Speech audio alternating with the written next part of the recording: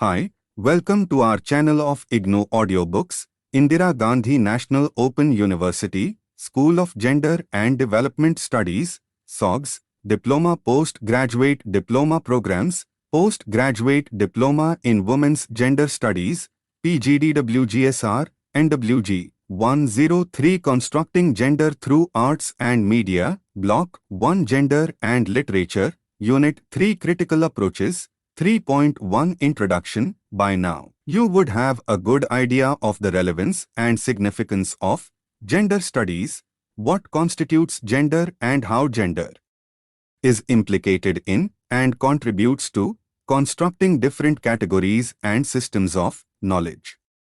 Gender does not just provide the lens or filter through which we view and make sense of the world, but becomes the dominant lens through which we create reality and the world. It becomes in effect a medium through which every event is experienced, and experience is constituted. Feminist movements, right from their inception, have considered literature a very important category for understanding how notions of gender are shaped in culture and society.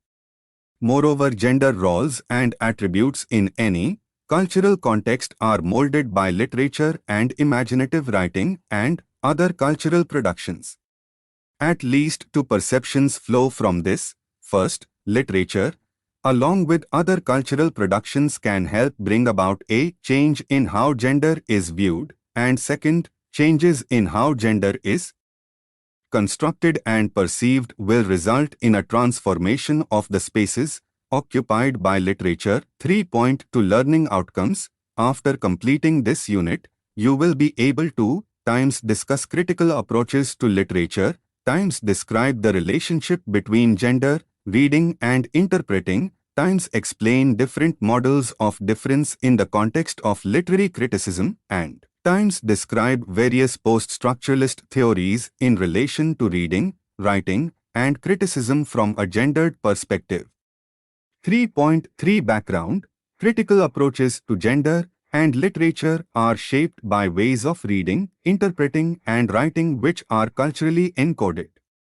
Language is both a social practice and a very powerful instrument through which we represent and construct reality.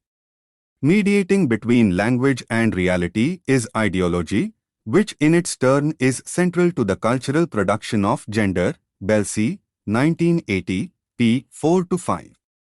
It is our ideology which makes us analyze a book or a film in a particular way.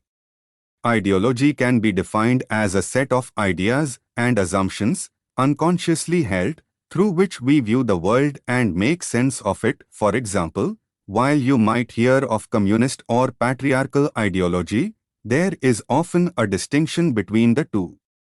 The former group is probably conscious about the set of political ideas it subscribes to. The latter group of people subscribing to patriarchal ideology accept male domination in a social formation as natural and inevitable and as the only way society can be organized. The role of critical approaches to gender is to reveal how patriarchal ideologies, the idea of male domination and female subordination as natural, ahistorical, and non-negotiable, have shaped both notions of the literary as well as the cultural representations of gender in literary and critical texts. Further, the task of criticism is to suggest a transformative critical practice, and some radical theorizing in the last couple of decades has suggested the directions such a critical practice might take. In the next section, we will briefly summarize some of the broad trends in the study of gender and literature as it was conceptualized by the concerns of what is historically known as first and second wave feminism. Critical formulations on literature and gender proliferate before the 1970s but came into collective critical consciousness around 1970.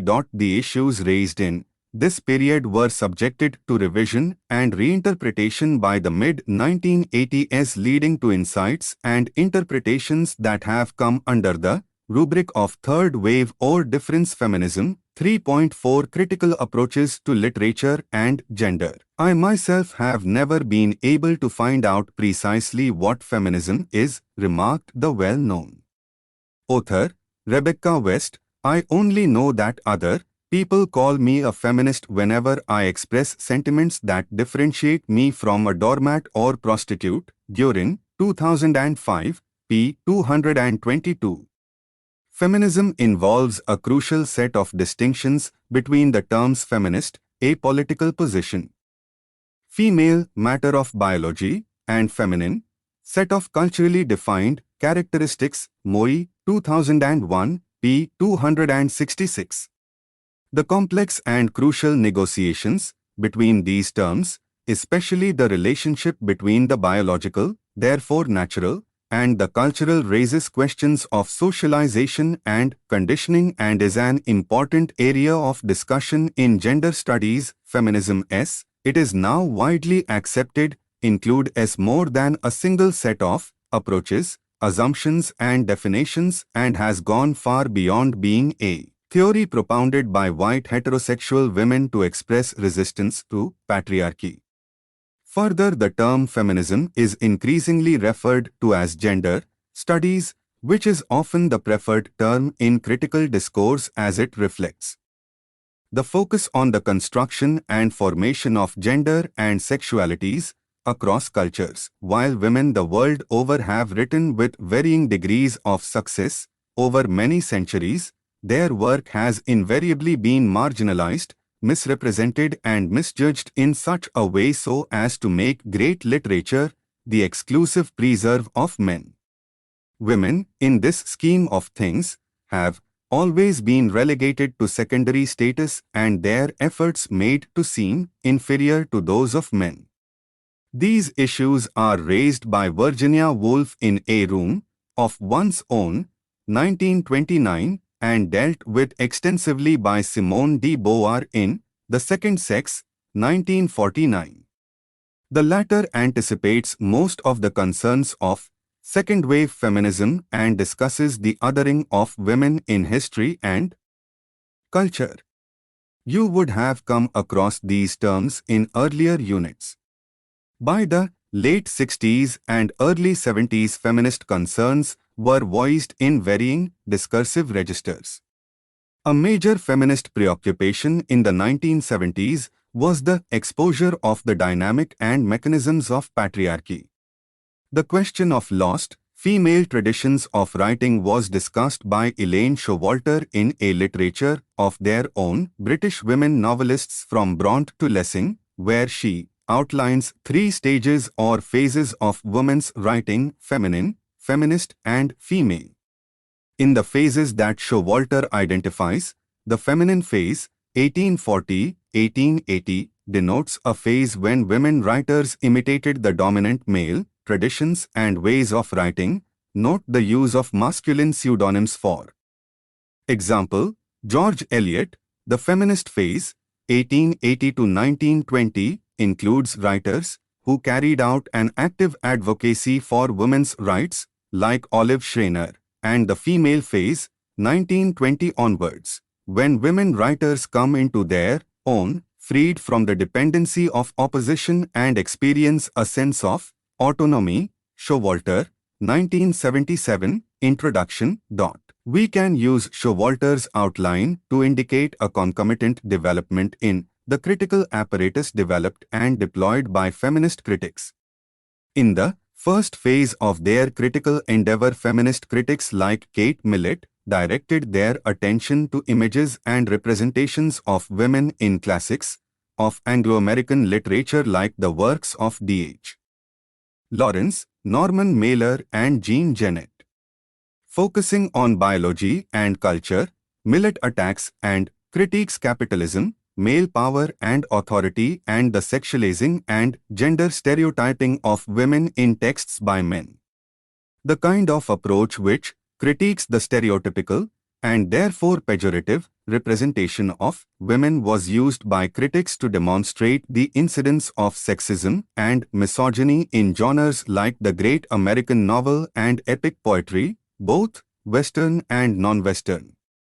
Alongside this images of women criticism, there developed a critique which highlighted the man-made nature of language and attributed women's discomfort to its inherent patriarchal bias. This argument led to further discussion on differing patterns of language use between men and women's innovations in writing through silence, euphemism and circumlocution. Showalter, 1985, p. 321. These are some of the strategies women have used to circumvent the problem of censorship which they had to face in other cultural contexts as well. Suzy, Tharu and K. Lalita, in their archival research in Women Writing in India, 1991, highlight the neglect of certain classics of women's writing such as Muduplani's Radhika Santavanam, since these writings were morally corrupt and could not be assimilated into the ideological services literature, was being pressed into Tharu, Lalita, 1991, p. 9, by the social reformers and nation builders of 19th century India.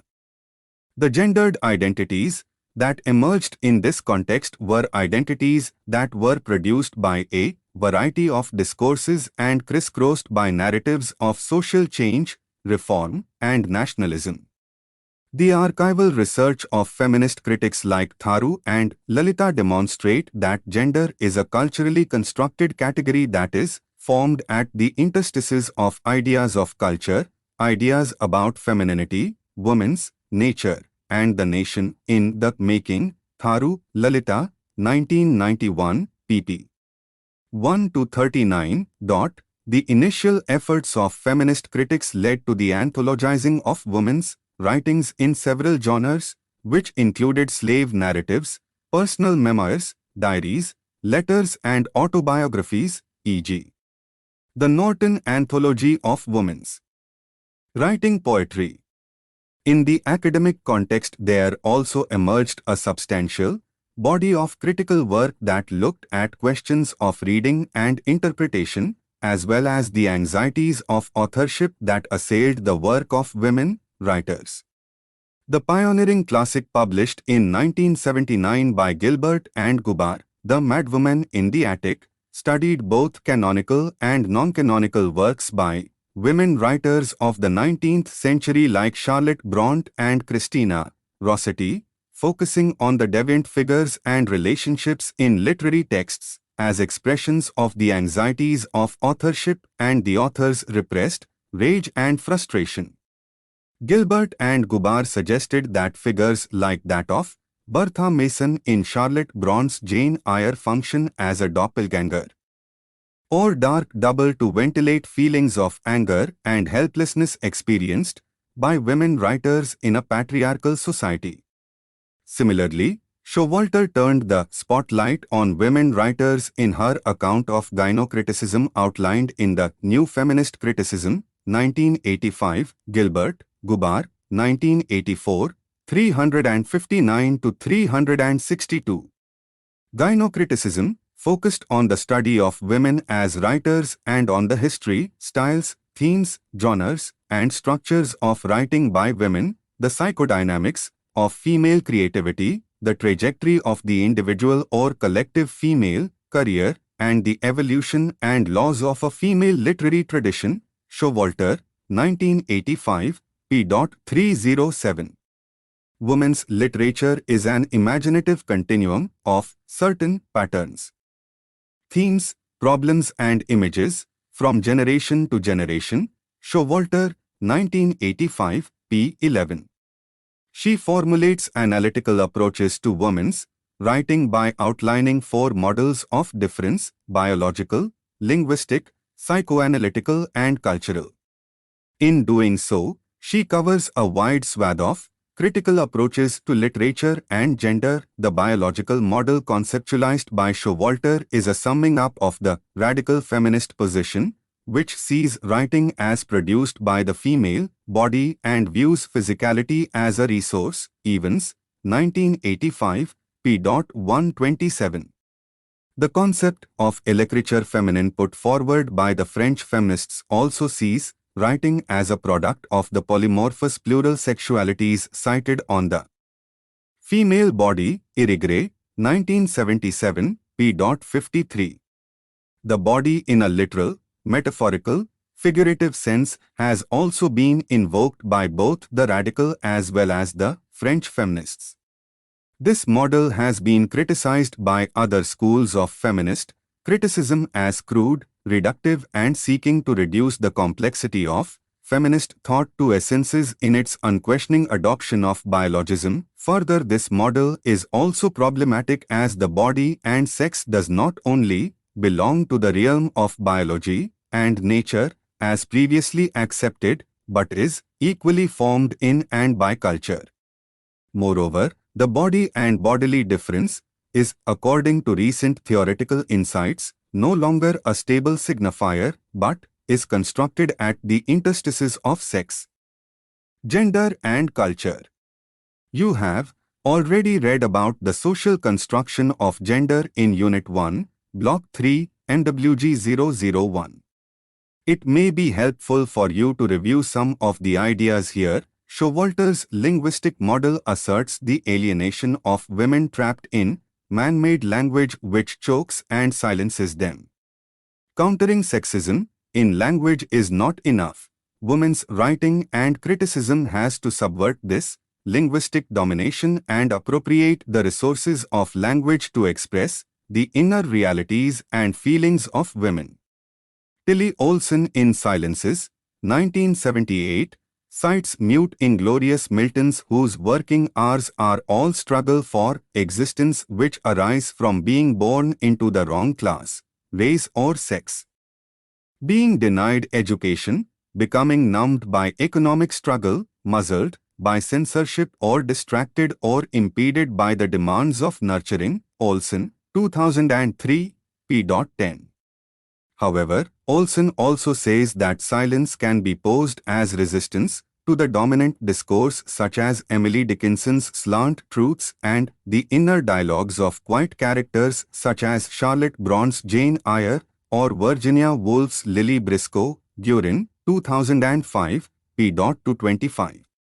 Many critics have viewed language, its use and practice, as a site and marker of gender difference and have identified the use of associational rather than linear logic, free play of meaning and a lack of closure, the preference for certain domestic genres such as letters and diaries. With the feminine, the challenge for feminists is to reinvent language, to speak not only against but outside of the specular phallogocentric structure to establish the status of which would no longer be defined by the fallacy of masculine, meaning Fellman, 1975, p. 3-10.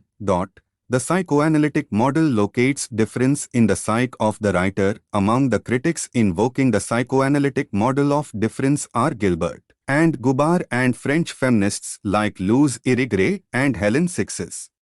These theorists modify the ideas of Sigmund Freud and Jacques Lacan to explore and examine women's writing and gender difference. You would have come across some of these ideas elsewhere as well. But particularly relevant are Freud's ideas about repression and the unconscious, Lacan's observations on the imaginary and the symbolic, and his observation that the unconscious is structured like a language. From Kristeva comes the idea of the semiotic in Desire in Language, 1980. Kristeva propounds the idea of a maternal realm of the semiotic as a distinct realm from that of the symbolic. Echoing Lacan, she argues that the semiotic realm of the mother is present in and disrupts symbolic discourse as absence or contradiction. French feminists, like Kristeva, Sixes and Irigaray emphasize the importance of the corporeal and the maternal as the source of creativity. Helen Sixes proposes the idea of utopia, a primeval space free of the symbolic order, love the father, sex roles and otherness, Durin, 2005, p. 29. Irigre links the word matter etymologically to maternity. Matter is irreducible to male, conceptual rationality, it is outside and making possible yet impossible to assimilate to male reason. Matter is what makes women women, an identity and an experience of their own, forever apart from male power and male concepts. Irigre, 1985, p. 529. By now you are quite familiar with this idea of psychoanalytical study, for you have studied about this in MWG 001, Block-1, Unit 2, where the discussions were focused mainly on theoretical aspects of feminism. You will further read about similar concepts in MWG 004, Block 4, Unit 3. The models of difference enumerated here, based on the biological, linguistic, and psychoanalytical, hinge on essentialist arguments and have been critiqued by third-wave or post-structuralist feminists. Broadly opposed to the essentialist model is the constructionist or constructivist model, which stresses on the culturally constructed nature of gender attributes. Showalter's cultural model for exploring difference is a particularly productive one and includes a broad spectrum of Marxist and socialist approaches to studying literature and gender.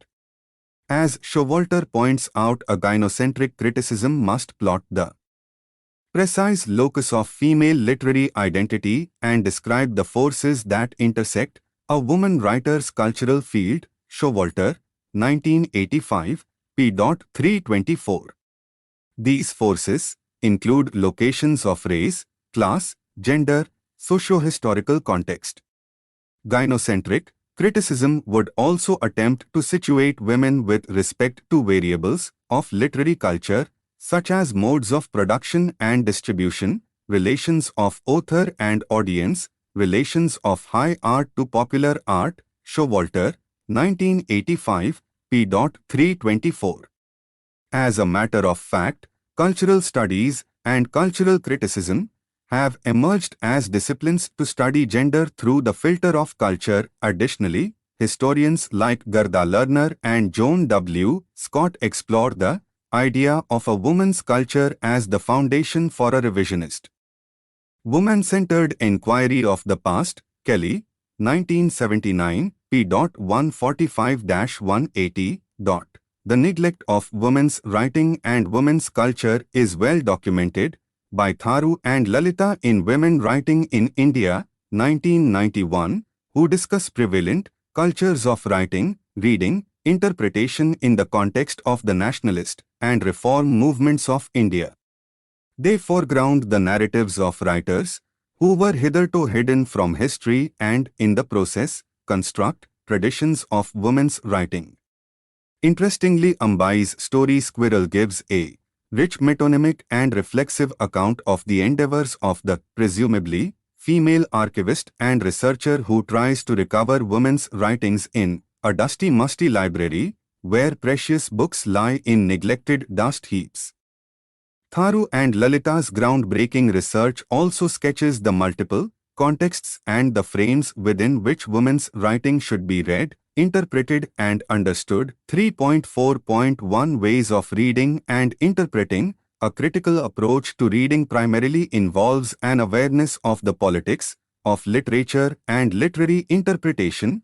As Judith Fetterly declared, literature is political and its politics is male. Fetterly, 1978. Introduction. In The Resisting Reader, she discusses the option of women readers who were encouraged to read, think and teach in gender-neutral ways.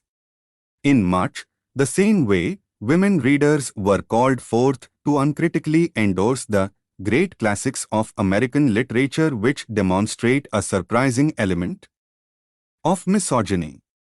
This element of misogyny is evident in the works of Mark Twain, Melville, Hemingway and Mailer. While Fetterly's thesis echoes the ideas put forward by Millett in Sexual Politics, Fetterly's focus is also on the politics and practice of reading, a criticism which is sensitive to the political implications and institutional practices of canon building would encourage a resistant reading, a reading against the grain of established critical tenets. This is particularly important since critical norms have been institutionalized by an academic establishment, which is primarily male. The relationship between a phallocentric canon and androcentric modes of reading is a symbiotic one. Schweikart. 1986, p. 433. Reading habits, moreover, are taught, and since literature is a social institution, reading is a highly socialized or learned activity. What we choose to read and teach and canonize usually follows upon our previous reading. Kolodny, 1980, p. 20. Feminist critics who attempt to combine the insights of reader response criticism to the ideological framework of feminist theory point to a dual critical praxis. As Schweikart elucidates, the critique of androcentric reading practices is essential, for it opens up some ideological space for the recuperation of women's writing. Schweikart, 1986, p. 427. In other words, the stance adopted by the feminist reader of the male text will be resisting and adversarial, while the stance vis-a-vis a woman-authored text would be recuperative. The purpose of a resistant reading is both to examine the subversions and resistance implicit in women's writing and develop reading strategies which resonate with feminist concerns and experiences. In this case, the resistance is not to the text but to patriarchal misreadings and misinterpretations. Another kind of criticism which focuses on reading is a type of genre criticism that explores the popularity of a particular genre or subgenre among a specific segment of readers. Examples of this kind of writing are the romance, a subgenre or offshoot of which is the chicklit that is eagerly consumed by adolescent girls and women. In her essay on reading the romance, Janet Radway theorizes that romance fiction mode is something that women can escape into, that offers them a chance to create a fantasy far removed from the humdrum conditions of their actual life. What feminist criticism does to reader response criticism is to politicize the interlocking categories of gender and interpretation and suggest strategies for a gendered theory of reading. Through altering ways of reading and interpretation, feminist theorists suggest revisionist readings can be effected. Further, the process of reading studying women's writing would lead to a challenging of fundamental theoretical assumptions of traditional literary criticism, like periodization, as well as of heteronormative, the heterosexual norm, ideas of sexual difference and gender. 3.4 point to the question of difference by the 1980s critical approaches to gender extended in scope and ambit and became more eclectic. Barry, 1995, 2002, p. 122. The boundaries between what was hitherto seen as literature, high fictional writings, and critical theory had become much more porous. The practice of literary criticism, far from declaring a work as autotelic, autonomous, with its own teleology, began to draw upon the insights of Marxism, structuralism, psychoanalysis, and linguistics. Literature was no longer confined to the specifically literary but drew within its ambit questions of representation and construction of gender within the field of culture. This paradigm shift became evident in popular and genre fiction, in the art of avant-garde artists who questioned earlier norms of representations, Andy Warhol, and in cultural critiques of practices like striptease, births. Feminist critical practices had a role to play in this epistemological shift, which resulted in the opening up of the domain of literature to hitherto oppressed groups. Critiques like Michelle Barrett's Women's Oppression Today, Problems in Marxist Feminist Analysis, 1980, demonstrate the role of the ideological in the shaping of gender. Drawing on Althusser's work on ideology, Barrett discusses the necessity of retaining the analytical category of woman, so as not to lose sight of histories of oppression. Her work seems to be informed by a sense of the nebulousness and fluidity of categories of woman, sex, gender and history in post-structuralist theory, the hold of academia and other hegemonic groups, colonial powers, white, educated males, got diluted with the emergence of a sophisticated Marxist criticism, along with other factors, which gave rise to contesting power groups and conflicting ideologies, so that the great traditions of a privileged category literature becomes a chorus of voices or literatures. The rise of non-white feminisms, multicultural feminisms in the Western context, and the rise of Dalit, oppressed, downtrodden groups, literature and feminisms in the Indian context led to the foregrounding of new issues and new debates on identity, subjectivity and the role of language and culture. One of the core issues that these debates hinge on is the issue of difference. The concept of difference is defined by Julian Wolfrays as both political and ontological, that which makes possible any meaning or identity, since it derives from the political and ontological necessity of recognizing that different groupings, for example women, non-white and people of color, gays and lesbians, not only differ from the white heterosexual norm but also differ among themselves. Women, for example, may be middle class or working class, black or Asian, straight or gay or bi, and or any combination of any set of attributes. Wolfrays, 2004, p. 58. Thus, although many non-white theorists include each other in shared analysis of oppression, and while most feminisms have aligned themselves with arguments against racism, xenophobia, and homophobia, Gurin, et al., 2005, p. 2-3, there is a strong protest against homogenization of any kind. The issue of difference is a complex one, since each minority group has its own issues and concerns, which, they argue, cannot be collapsed with those of others. The case of black feminists or womanists can be furnished as an example of a differential framework. The use of the term womanist distinguishes feminists of color, and the term was used by the writer Elise Walker to indicate a kind of feminism that does not always necessarily turn its back on the men of the same community. Black feminists declare that their multiple oppressions put them in a different category to both white women as well as black men. They also feel that their interests and urgencies can be represented only by them. They draw on both essentialist and constructivist notions, so while they accept and celebrate their ethnic difference, they simultaneously feel that blackness is culturally constructed as a sign of otherness in Anglo-American culture. The rich prose of writers like Elise Walker, Adrienne Rich and Maya Angelou also raises questions about their exclusion from the canon of American literature, or their half-hearted exclusion as a kind of tokenism. The interrogation of the canon by black women writers has led to the recovery and foregrounding of genres like autobiographies, slave and captivity narratives.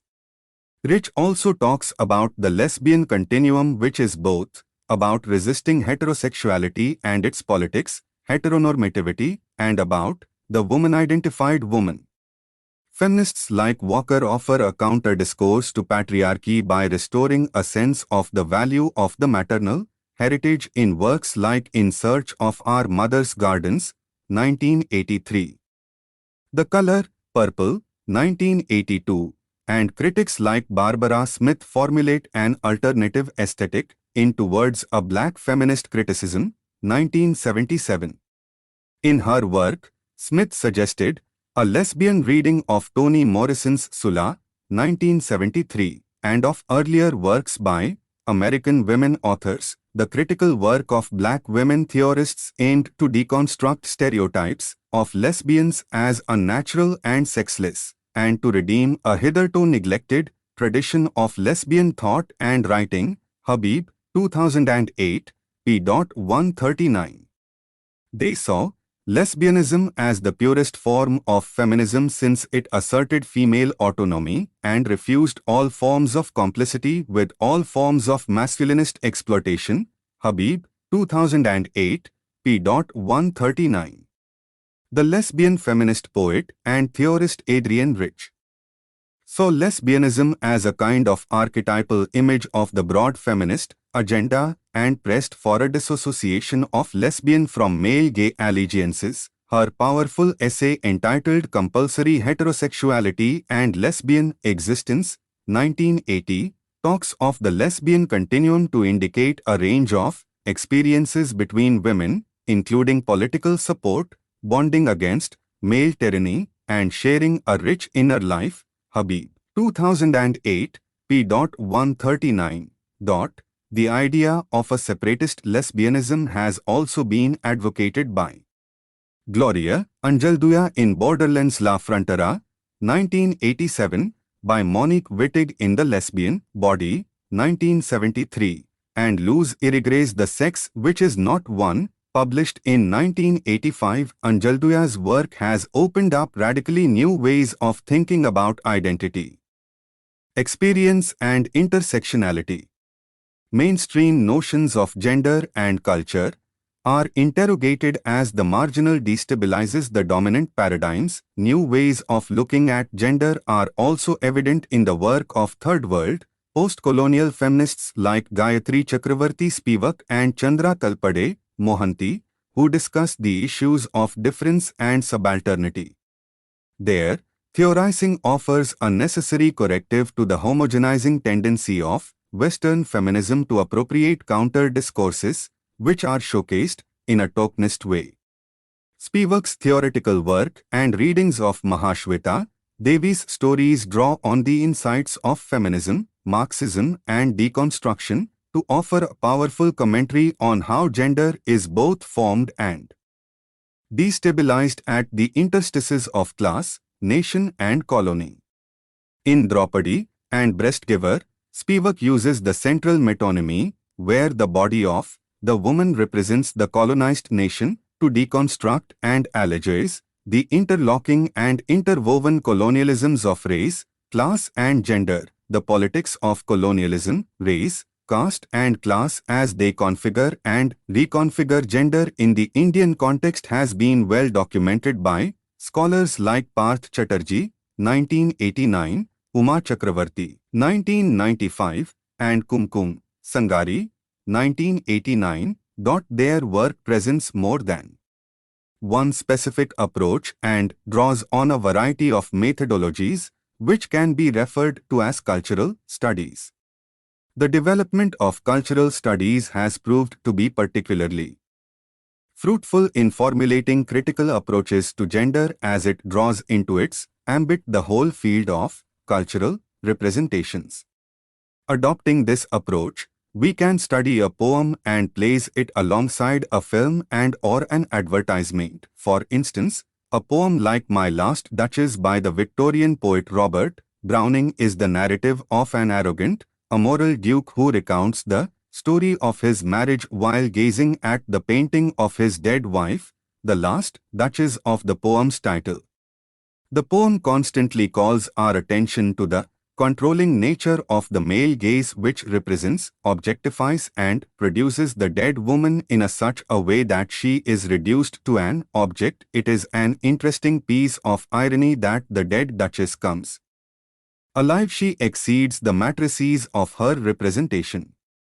The male gaze has also been analyzed in relation to the paintings of nude female figures during the European Renaissance. Berger, 1972, p. 49-56. In relation to the question of the male gaze in film studies, there is Laura Mulvey's pioneering work on the male gaze in the classic Hollywood film, according to which man is the bearer of the look, the voyeur, and woman the image. In a world ordered by sexual imbalance, pleasure in looking has been split. The male gaze projects its fantasy onto the female figure, which is styled accordingly. Mulvey 1975, p.1-2. We observe the same phenomena in advertisements, which commodify the female body to sell everything from cars to bathroom fittings. You will read about male gaze in the next unit of this block in the context of deconstruction. Let us now look at related theories of post-structuralism in the context of gender. 3.4.3 Post-structuralism and the question of gender, along with cultural studies and related areas like gender and media studies, has come the post-structuralist challenge to questions of sex and gender, questions of representation and representability. Influenced by the works of Michel Foucault, Jacques Derrida, and other avant-garde theorists like Jacques Lacan and Jean Lyotard, post-structuralist theorists put forward the idea that identities are created in and through language and discourse. You will read about Derrida's work in greater detail in the next and last unit of this block. Further, there is no essence or core to gender, and any ideas of an interior core of gender is an illusion and a fabrication to conceal the politics of its discursive origin. Habib 2008, p. 143. According to Judith Butler, whose writings have had enormous influence on gender studies, the gendered body is performative. It has no ontological status apart from the various acts which constitute its reality. Butler, 1990, p.136. Citing the practices of drag artists who impersonate women, Butler observes that this behavior frames and dramatizes the signifying gestures through which gender is produced. In deconstructing and radically destabilizing the category of woman, Butler points to the fluidity and social construction of gendered identities. Her thinking poses a challenge to any kind of essentialist feminism, where the fixed and immutable category of woman is the starting point of inquiry and action. Gender is produced by power structures and intersects with race, class, politics and culture. Butler, 1990, p.1-3. Using Foucault's The History of Sexuality, Butler opines that there is no natural body prior to signification. The body is not a being but a surface which is the product of regimes of power and regulatory disciplines organized in such a way so as to produce a fiction of heterosexual coherence and fabricated unity. Butler, 1990, p.338. Gender is, in this scheme, a stylized repetition of acts. Further, this characteristic of gender opens up performative possibilities for gender configurations outside the restricting frame of masculinist domination and compulsory heterosexuality. Butler, 1990, p. 140. The theoretical and political implication of Butler's denaturalizing of gender and discussion of agency has proved empowering for lesbian and queer studies. In reinforcing the idea that gender is a cultural construct, Butler has problematized the contingent foundations of identities and subjectivities as well. Her theorizing has catalyzed certain debates between different groups of feminist theorists about the problem of the subject. On the one hand is the radical post-structuralist subject, with its commitment to a nameless and open-ended process, and, on the other, lie the exigencies of feminist politics, which requires the determinate authority of names, identities, and constituencies. Radhakrishnan, 1996, p. 22. Though Butler believes that a new configuration of politics, Butler, 1990, p. 140, would emerge and subversive repetition would displace the normativity of gender. The chasm between post-structuralism and the more historically informed theories seems unbridgeable, the divide between the abstract subject of post-structuralist epistemology and the material subject of feminist theories committed to emancipation, Marxist and socialist feminism, is evident in third-wave postmodernist feminism as well. Postmodernism positions itself against grand narratives, totalizing and universal theories and proclaims the death of the subject. The implications of the postmodern critique for identity politics was seen as damaging for feminist theory, and the two were viewed as theoretically incompatible. Flax 1990, Benhabib 1992. One way out of this theoretical impasse was suggested by Spivak, who advocated a strategic essentialism. Spivak, 1987. Another way suggested by Benhabib is to reconcile feminism and postmodernism by salvaging a diluted weak version of postmodernism, which does not declare the death of the subject but studies the contingent, historically changing radical situatedness and conceptualization of the subject. Gender and the various practices contributing to its constitution are one of the most crucial contexts in which to situate the purportedly neutral and universal subject of reason. Benhabib, 1992, p. 78. Gender studies also focuses attention on the construction of masculinities in different cultural and socio-historical contexts. Works like Between Men, 1985, and Epistemology of the Closet, 1990, by Eve Kosofsky-Sedgwick, focus attention on male homosocial desire. You have already read about these in Block 6 of MWG 001. 3.5 Summary. Gender studies provides a cogent critique of patriarchal worldviews and knowledge systems. It offers a radical critique of the power-knowledge nexus which permeates our society and exposes the politics of gender constructions. It examines the oppressive history of groups with alternate or differently constructed sexualities, the formation and representation of gender as a category of analysis of literature and culture, and the intersection of gender with divisions of race, class and color. Habib, 2008, p. 137. Finally, it also shows us that gender is the product of extensive negotiations with ideologies of normative and alternate sexuality. Many literary writings in the last few decades refract and reconfigure this new concept of the fluidity and constructedness of gender. Novels like Hari Kunzeru's The Impressionist, poems like Highway Stripper, 1986, by A.K. Ramanujan show the melting and dissolution of gender identities and also illustrate the performative aspect of gender. Similarly, the use of literary techniques like pastiche and fragmentation suggest the discontinuities and fracturing of ostensibly seamless and coherent narrativizations of gender identities. Thank you. Subscribe to our channel for more updates, and we will see you with the next chapter.